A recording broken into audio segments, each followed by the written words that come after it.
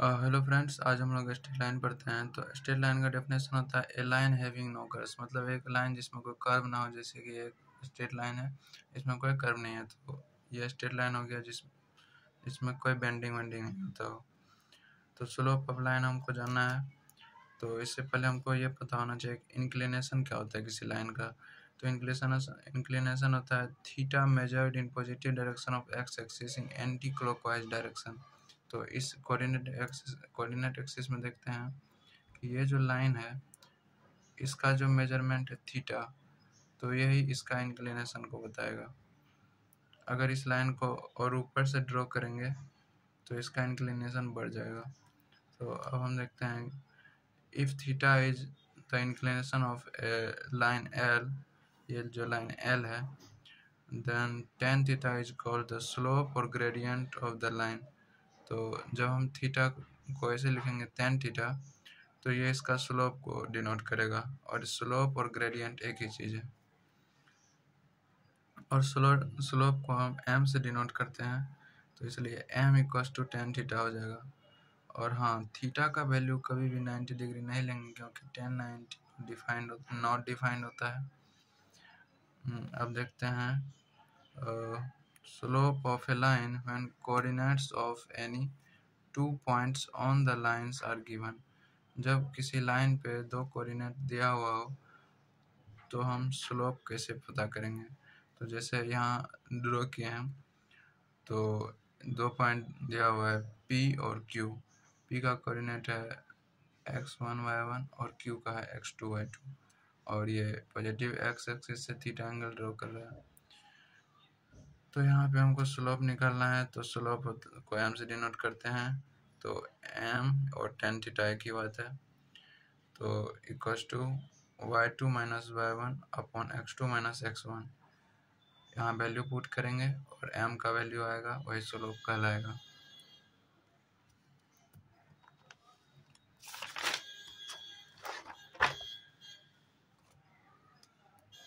तो तीसरा है, जब 2 लाइन पैरेलल हो तो क्या कंडीशन होती है।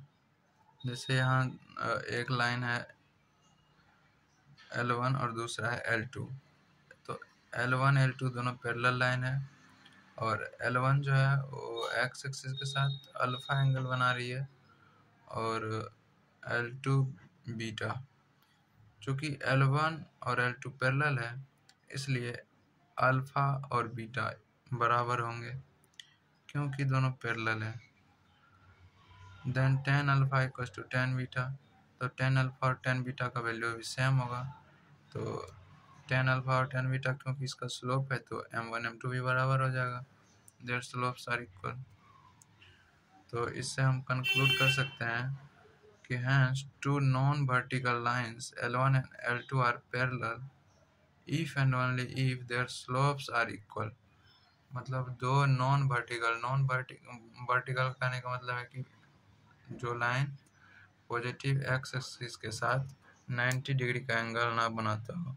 जैसे ये जो लाइन है, ये एक वर्टिकल लाइन है, ये वर्टिकल नहीं है क्योंकि ये 90 डिग्री एंगल नहीं बना रहा है।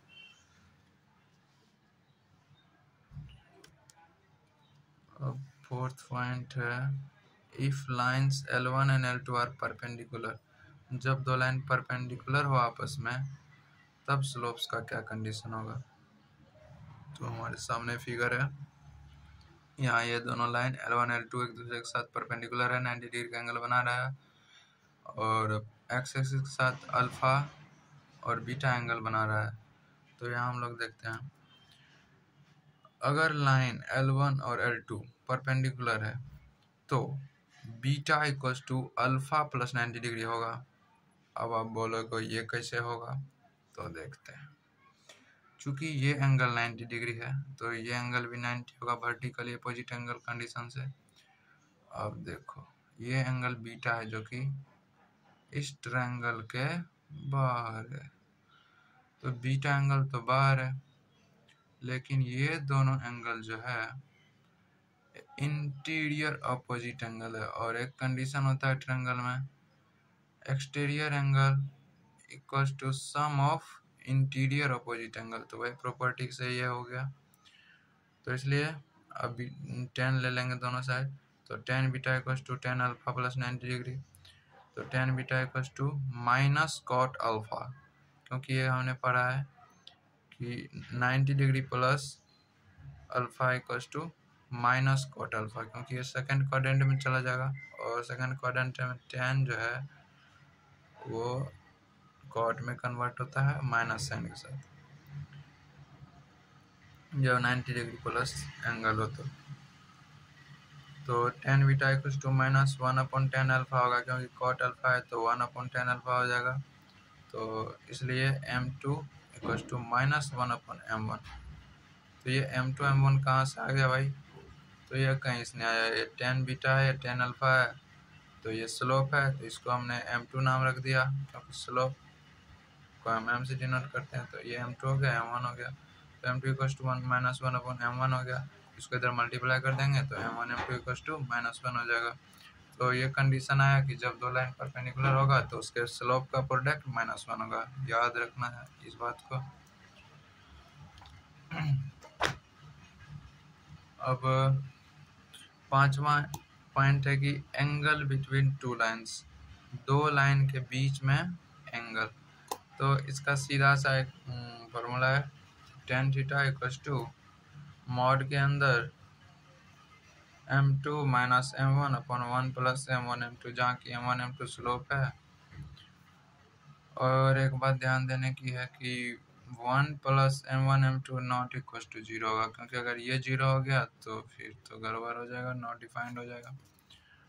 तो इस प्रकार से इस टाइप का क्वेश्चन करेगा, एंगल यहाँ पे थीटा हो जाएगा, ये दोनों लाइन है L1 L2, यहाँ पे थीटा एंगल बना रहा है। और छठा पॉइंट है कोलिनियरिटी ऑफ 3 पॉइंट्स। तो कोलिनियरिटी क्या होता है, मैं पहले ये बता देता हूँ कि जब भी एक लाइन पे, जैसे यहाँ पे 3 पॉइंट्स का बात है तो 3 ही रखते हैं, जब 3 पॉइंट एक ही लाइन पे हो तो उसको कोलिनियर बोलते हैं, मतलब एक ही लीनियर, मतलब एक ही लाइन पे। तो कोलिनियरिटी ऑफ 3 पॉइंट्स का कंडीशन क्या होगा, जब भी 3 पॉइंट एक ही लाइन पे हो तो स्लोप, जैसे ए बी है, ये 2 पॉइंट है, तो ए बी एक रेखा भी तो बना रही है, लाइन भी तो बना रही है, तो slope of A B line का स्लोप और BC लाइन का स्लोप हमेशा सेम होगा। क्यों होगा? क्योंकि ये थीटा एंगल ही तो बना रहा है ये पूरा लाइन, तो ये इसी लाइन का तो ये पार्ट है। तो ये कंडीशन याद रखना है, और नेक्स्ट वीडियो में हम लोग डिस्कस करेंगे क्वेश्चन इसी चैप्टर का। Thank you.